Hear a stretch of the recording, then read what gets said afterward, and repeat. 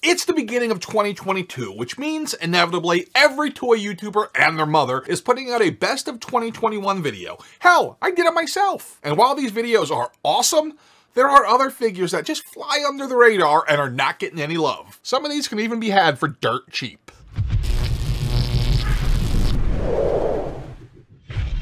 What's up, everyone? My name is Matt, often called Big Nerdy. We are the NWO, the Nerd World Order, and this is Nerdzoic. I love toys. You love toys. We're nerds, we all love toys. And while there were a lot of great toys last year, there's gonna be some that naturally get more love than others. Unfortunately, that leaves those others feeling sad and dejected, much like Big Nerdy trying to get a date in high school. Fear not, people. I am about to give these unsung heroes, these amazing pieces of plastic crap, some due love. But first, of course, I gotta give you some honorable mentions. Honorable mention number 1 is Surtur, who was part of the Infinity Saga that was released in 2021. As I said before, this figure's surface reminds me of some barbecue ribs, but hey, don't let that stop you from picking him up. You can even find him on a lot of sites right now on deep discount. Hopefully we get some more Legends at this 13-inch size, because you guys know how I feel about big pieces of plastic. That sounded dirty. I did not mean it to. Honorable mention number 2 is another big hunk of plastic, and that is the Hydra Stomper. If you own this figure, then you know that would certainly come in handy if you ever needed a self-defense weapon. Add in the What If Captain Carter on top, and it is some sweet plasticky goodness. No more honorable mentions. Let's go to number 10. Here. Coming in at number 10 is the Marvel Legends Deluxe MODOK. This was a great year for Deluxe Marvel Legends, and with just other amazing releases like Surtur and the Infinity Saga Thanos, yeah, this one's not getting enough love. Hell, I love this thing so much, I did 2 different videos on it. In particular, I like the size, of course, the changeable faces, the face sculpt. Don't get me wrong, $52.99? It's a little expensive, but it didn't move. Now you can pick it up for like 30 bucks in a lot of places. The packaging on it's great too, but you know what? If you are a mitten box collector, kind of missed that window, right? If MODOK ever makes it to the Marvel Cinematic Universe proper and not just a Hulu show, this figure could be a major post-hype sleeper that people are looking for. But for now, go pick it up at a discount. It's pretty awesome. Coming in at number 9 is the Star Wars Black Series General Lando Calrissian. This wave of Black Series was a fantastic assortment with really shockingly good distribution, but Hasbro seems to never learn to stop double packing Lando Calrissian. Nobody wants 2 Landos to every one anybody, really.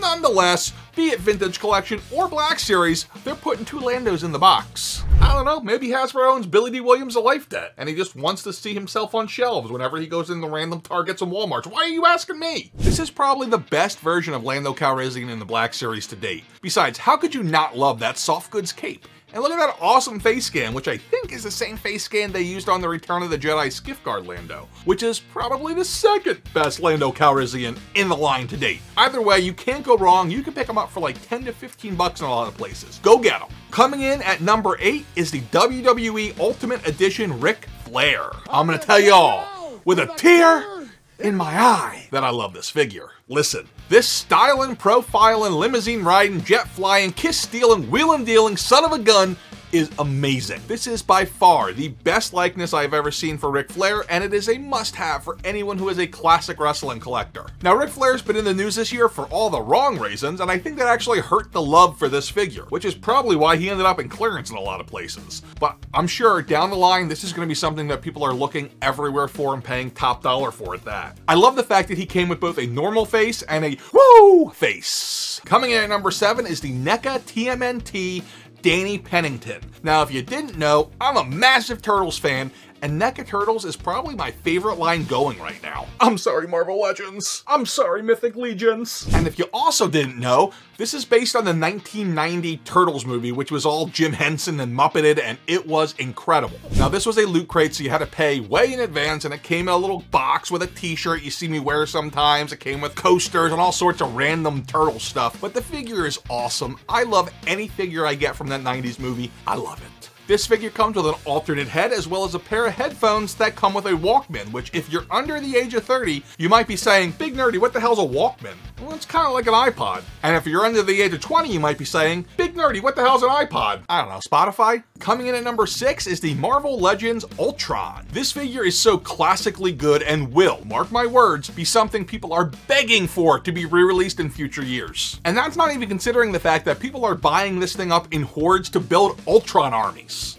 which look awesome, I admit. I love that it's a classic Kirby look with the Kirby crackle flame things coming out of his mouth. It's just awesome. Now this came out of the Ursa Major Build-A-Figure wave, which was really an Iron Man wave, and it gave us probably the best Iron Man comic stuff to date with some really deep cuts in there. Here's how much I love this figure. I just bought 12 cases of him for my toy store that'll be in stock soon. Branding.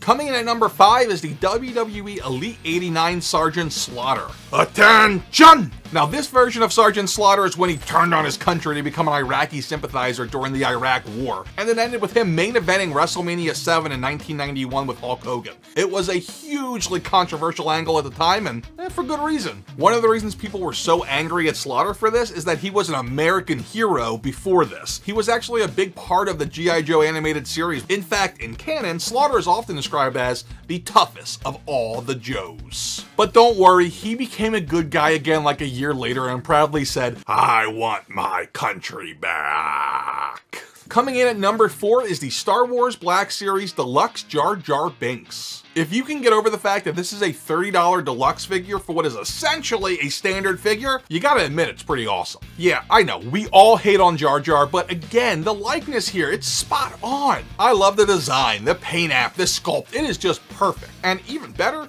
well for you, if you don't have it, it's getting clearanced out everywhere. You can go pick them up for a fraction of the original price. I even love the fact that he later came out on a Phantom Menace card back as a Best Buy exclusive, and even that got clearanced out for $17.99. This version comes with a staff, a shield, and some sort of bomb bad stick grenade thing.